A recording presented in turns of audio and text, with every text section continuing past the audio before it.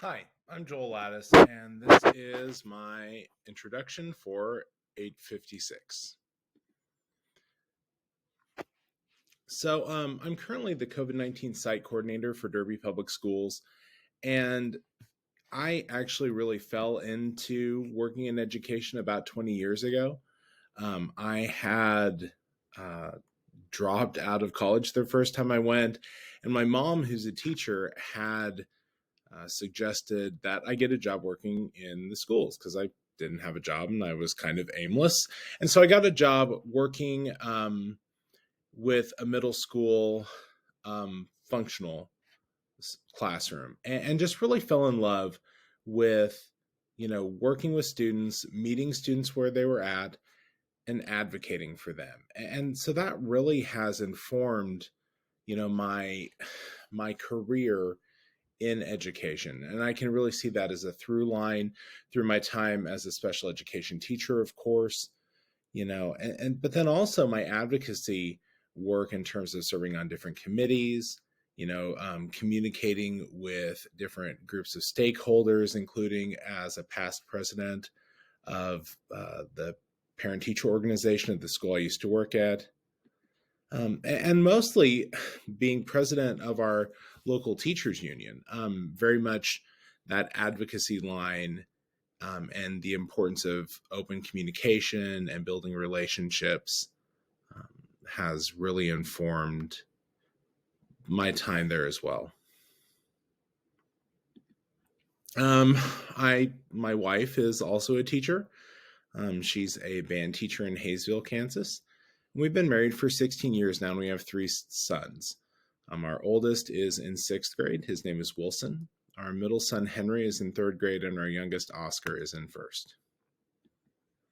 So looking at different forms of communication, as I think back on my career in education and really tried to clarify just some of the um, different modes that I've used to reach a variety of stakeholders. And really, for me, that's changed significantly this school year as I've transitioned out of the classroom and into more of a coordinator and leadership role. So I do tend to use a lot of written communication and really looking at, even though they're electronic, still what I would consider written communication in terms of, communicating through email and then also, in real time through Google Chat. And really, for that, looking at work provided laptops and Gmail accounts. And then, of course, as my work home balance is not the best sometimes, I also can use my personal devices at times. And so I do use those to respond to questions from individual stakeholders and communicate, carry on a dialogue with them, but then also to share information to groups. And, it can be just information about, students' needs from when I was a teacher. It can be policy at this point. And, when I'm looking at my audience for that, it's parents, staff, students, community, and then also members of the Teachers Association. I do feel like email is effective mainly because it provides a documented record of the fact that, yes, I did send you an email about this, you did receive it. Unfortunately, and I think this is in so many different forms of communication, the effectiveness is dependent on the person who's receiving the information. I can communicate effectively through an email and think that I've gotten everything typed and clarified and it's simple but effective. But yet if someone doesn't read it, then it's not going to be an effective way to communicate with them. I also do a lot of written communications through form letters, especially when sharing information about COVID procedures. And a lot of times this is done, again, using my work provided laptop, but then also the Skyward system that our district uses has a message center. And this allows us to share information to specifically built groups of students, but then also students in specifically identified classes. And so again, really in terms of the effectiveness, this is much like email. I can send it, but if the email address isn't correct, or if parents are blocking the emails, which does happen, they're not going to get that information. So then, I think about oral communication and really looked at, you know, running meetings or presenting to different groups, and then also just one-on-one conversations. And so when I'm looking at kind of those group or running meetings, a lot of the times they are in person, but over the last year and a half, Zoom and virtual meetings have also come more into play. And so my district provides me a laptop and a Zoom account for those situations. And I enjoy not necessarily the Zoom part of it, but I enjoy having those meetings and I enjoy having those conversations. I feel like they're incredibly effective because you can share information and also receive feedback um, from the people you're speaking with, and that feedback can either come, in terms of question and answer times, or, just, asking people to stop me when they have questions. And that's a lot of the times what I get when I'm running building rep meetings in my role as association president. But then, also speaking and just thinking about when I present to the Board of Education at our regular meetings, I can get a lot of nonverbal feedback from our board members and people in the audience that really helps determine, what how what I'm saying is being received. And so then, in terms of group meetings, then that really follows up on one-on-one conversations. And in my role this year, I have had to have a lot of one-on-one conversations over the phone with parents of students who have either tested positive for COVID or have been identified as close contacts. And so, my role in doing that is to share the options and district protocol and make sure that those are understood so then they can be followed. In terms of, other one-on-one conversations, I think about conversations to clarify, questions about policy. I have building reps who come to me, often with questions about something that's happening in their building. And, we refer back to the negotiated agreement and look through it together. So really just having those chance to have that individualized conversation is something I really value. And then I also do use some digital communication. I looked at social media tools, and a lot of my own social media usage related to work is primarily just sharing or retweeting district policies. If you looked at my Twitter feed, you'd see that today I retweeted that our antigen testing site will be open on Monday before students come back on Tuesday.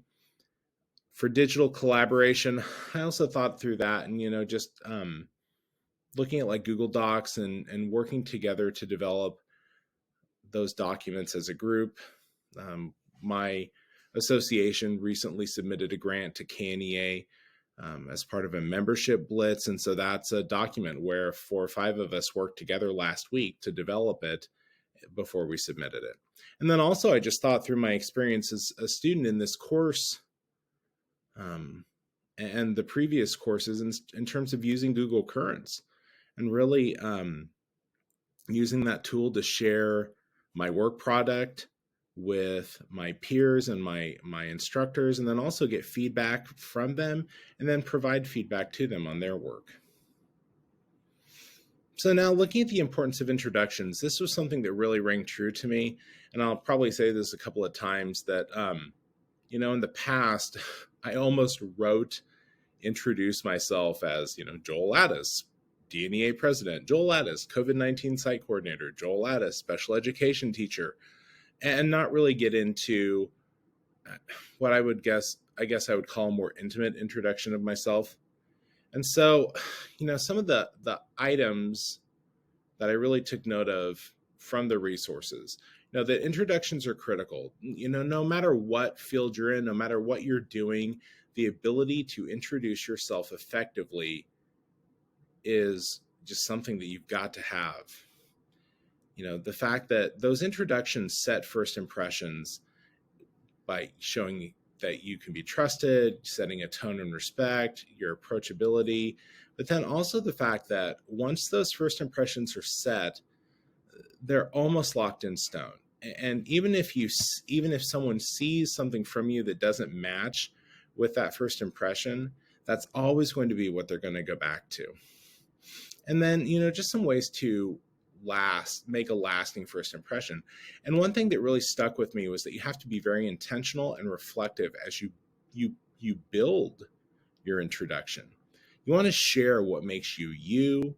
I loved the idea of defining yourself by the problems that you have the skills to solve. What are you passionate about? And then finally, just sharing your story, because sharing your story will draw people to you. It's the best way to share what you value and why you do what you do. And so then I thought through kind of the process that I would take as I was introducing myself as a new building leader, and hopefully I'd be able to just meet informally with future staff before the end of the current school year. And really at that point, the goal would just be to share my story, share my why, what I value, and then also listen to what they value. Because I think by finding commonalities and making those connections, it helps when you're coming together later to build a common goal. And it also helps put people at ease. And then, I do believe, as I've had different principals, that there's always a need for some more formal written communication as you get ready for the school year. But then again, coming back at the beginning of the year and just refocusing on what our shared values are, what I value, what do the staff members value, and then how do we build on that to really meet our goal. A former board member in our district is someone who I like, but I didn't always agree with him, and we were having a conversation one time, and we were really thinking the same thing, and that was, we may disagree on specific things, but we agree on the same goal. It's just figuring out the best way to get there. And then when I looked at district strategies for communication, I really focused on 3. And the first one is a more general one, and that's our district strategic plan.